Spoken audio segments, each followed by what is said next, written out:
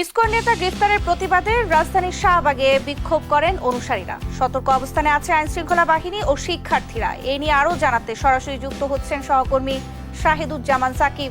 সাকিব, শাহবাগে এখন কেমন পরিস্থিতি দেখছেন, বিস্তারিত জানাবেন। আমরা চিন্ময় প্রভুর যখন যাচ্ছিল চট্টগ্রামের ফ্লাইটে, তখন আমরাও ছিলাম। চিন্ময় প্রভুর যে সেক্রেটারি আদিপুরুষ, সেও ছিল, আমরা ছিলাম, এবং একজন সাংবাদিক তিনিও ছিলেন।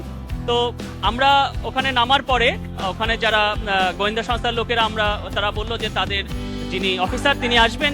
তা আমরা মনে করেছি হয়তো যে তাকে প্রোটোকল বা তাকে কোনো এরকম নিরাপত্তা দেওয়ার জন্য। আমরা বুঝতেই পারি নাই যে এরকম একটা ঘটনা ঘটতে যাচ্ছে বিষয়টি, কারণ আমরা রাষ্ট্রযন্ত্রের কাছে এটা আশা করি নাই। যে ঘটনাগুলো ঘটছে, চিন্ময় প্রভুকে যেভাবে গ্রেপ্তার করা হয়েছে, এবং আমরা বারবার তাদের পরিচয় জিজ্ঞেস করছিলাম এবং কি কারণে, এবং এই বিষয়গুলো কিন্তু কোনো কিছুই তারা না বলে, যে আপনি উঠেন বলে কিন্তু একরকমের জোর করে তাকে তুলে নেওয়া হয়েছে। এবং চিন্ময় বাবু যখন মোবাইলটা আমার হাতে দিলেন, সেই মোবাইলটা যেভাবে তারা ধস্তাধস্তি করে মোবাইলটা নিয়েছেন, এটাই আমাদের আমাদের সন্দেহ হয় যে এখানেই ষড়যন্ত্রে, যে তারা যে একটা ষড়যন্ত্রের জাল পাকাতে চাচ্ছে, সেই বিষয়গুলোকে সেখানে কিন্তু সুস্পষ্টভাবে আমরা বুঝতে পেরেছি। তো তারপরে আমরা অতি দ্রুত সেই নাম্বারটি আমরা দেখলাম, এবং আমরা ড্রাইভারকে তখন বললাম যে সেই মেট্রো নাম্বারটি আপনারা দেখেছেন, সেই নাম্বারটি সামাজিক যোগাযোগ মাধ্যমে ভাইরাল হয়েছে, সেটি আর বলার প্রয়োজন নাই। সেই নাম্বারের ওর পিছে ওই গাড়ির পিছে যখন আমরা আগাতে থাকি, আগাতে দেখলাম আমরা মিন্টো রোডের এই ডিবি কার্যালয়ে এসে ঢুকেছে। এর পরবর্তীতে আমরা ওখানে থাকি, এবং আমরা ওইখানে যারা ছিলেন তাদের গেটে আমরা বারবার যোগাযোগ করার চেষ্টা করি। তারা বারবার বলতেছিল যে না, এখানে কেউ এরকম আসে নাই, অস্বীকার করতেছিল। চিন্ময় প্রভু একা না, চিন্ময় প্রভু বাংলাদেশের সংখ্যালঘু, শুধু সনাতন ধর্মাবলম্বী না, সংখ্যালঘু 3 কোটি সংখ্যালঘু সম্প্রদায়ের তিনি মুখপাত্র। এই চিন্ময় প্রভুর সাথে এই অন্যায়, এটা কিন্তু সংখ্যালঘু সম্প্রদায় কোনো মতেই মেনে নেবে না। তা আমরা অতি দ্রুত এই সমাধান চাই, এবং আমরা এই আপনাদের মাধ্যমে, এই ইলেকট্রনিক মিডিয়ার মাধ্যমে, প্রিন্ট মিডিয়ার মাধ্যমে আমরা জানিয়েছি, ওই ডিবি কার্যালয় ওই সামনে থেকেই আমরা জানিয়েছি যে 2 ঘন্টার মধ্যে তাকে মুক্তি দেওয়ার জন্য আমরা রাষ্ট্রযন্ত্রের কাছে, সরকারের কাছে অনুরোধ করেছি।